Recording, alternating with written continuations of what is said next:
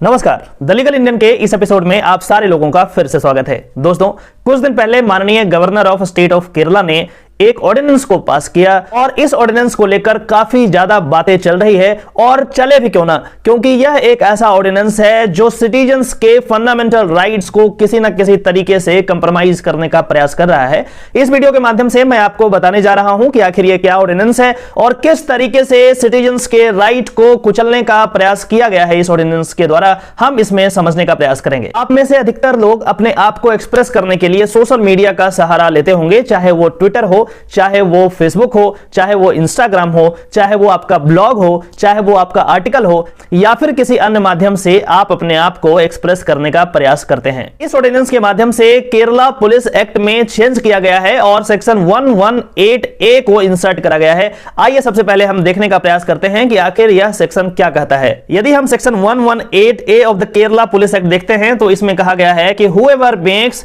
express, publishes or disseminates through any kind of mode of communication any matter or subject for threatening, abusing, humiliation or defaming a person or class of persons, knowing it to be false and that causes injury to the mind, reputation or property of such person or class of persons or any other person in whom they have interest, shall on conviction be punished with imprisonment for a term which may extend to 3 years or with fine which may extend to 10,000 rupees और with both. मतलब यह हुआ कि यदि आप किसी ना किसी तरीके से पोस्ट करके किसी के रेपुटेशन को खराब करने का प्रयास किया है, या फिर आप कोई ह्यूमिलिएशन का काम करते हैं, या फिर जो भी इसमें टाइप दिए गए हैं, यदि आप ऐसा एक्ट करते हैं, आपको 3 साल तक की सजा और 10,000 का फाइन किया जा सकता है। अब अगला प्रश्न यह हो सकता है कि इस पार्टिकुलर ऑर्डिनेंस से क्या फर्क आएगा, क्या इफेक्ट आएगा। सबसे बड़ा फर्क यह आएगा कि इस पार्टिकुलर ऑफेंस को कॉग्निजेबल ऑफेंस बना दिया गया है। मतलब यह हुआ कि पुलिस अब किसी भी व्यक्ति को अपनी मनमर्जी से उठा सकती है, मनमर्जी से गिरफ्तार कर सकती है। इसके लिए उसको मजिस्ट्रेट का कोई भी वारंट की जरूरत नहीं होगी।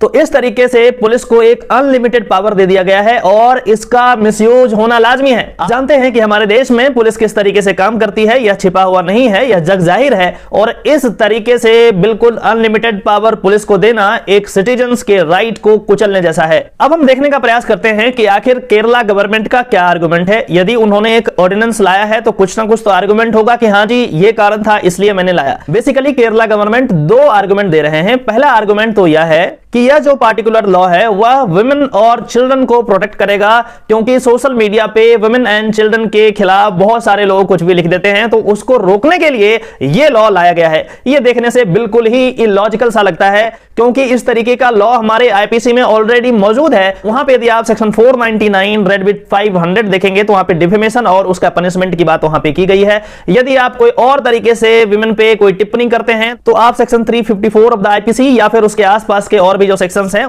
उसके अंडर आपको पनिश करा जा सकता है। तो सेम काम के लिए फिर से एक अलग तरीके का लॉ बनाना यह तर्कसंगत मुझे नहीं लग रहा। दूसरा आर्गुमेंट जो केरला गवर्नमेंट के द्वारा दिया जा रहा है वह यह है कि सोशल मीडिया क्राइम में लगातार बढ़ोतरी हो रही है, इंक्रीमेंट हो रहा है, और यही कारण है कि इसको रोकने के लिए हमें लॉ बनाना पड़ेगा और इसीलिए इन्होंने ऑर्डिनेंस ला करके यह लॉ को लाया है।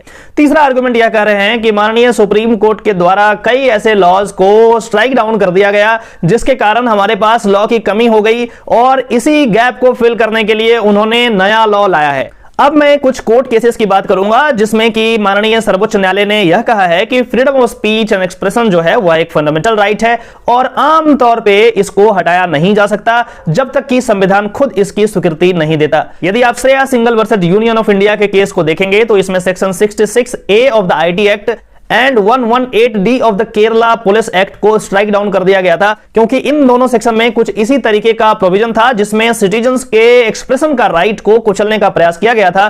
तो उस समय माननीय सर्वोच्च न्यायालय ने यह कहते हुए इसे स्ट्राइक डाउन कर दिया गया था कि चूंकि एक्सप्रेशन एक फंडामेंटल राइट है और किसी तरीके का और दूसरा लॉ बना करके आप किसी का फंडामेंटल राइट को नहीं ले सकते। यदि आप Romesh Thapar versus state of Madras को देखेंगे तो इसमें माननीय सर्वोच्च न्यायालय ने कहा है कि the right requires the free flow flow of opinions and ideas central to sustain the collective life of the citizenry. मतलब यहां पे कहा गया है कि फ्री फ्लो ऑफ आइडिया को नहीं रोक सकते आप, और यदि रोकेंगे तो यहां पे फंडामेंटल राइट का वायलेशन होगा। एक और इंटरेस्टिंग केस यदि आप देखेंगे, ministry of information and broadcasting, government of India versus cricket association of Bengal. इसमें कहा गया है कि freedom of speech and expression includes the right to disseminate information to as wide a section of the population as it possible. The access which enables the right to be so exercised is also an integral part. तो कहा कि यहां पे right to freedom of speech and expression तो part है ही, लेकिन वैसा माध्यम जिसको एक्सेस करके आप अपने आप को एक्सप्रेस करते हैं वह भी फंडामेंटल है, वह भी इंटीग्रल है, और इसीलिए इसको ज्यादा तवज्जो दिया जाए।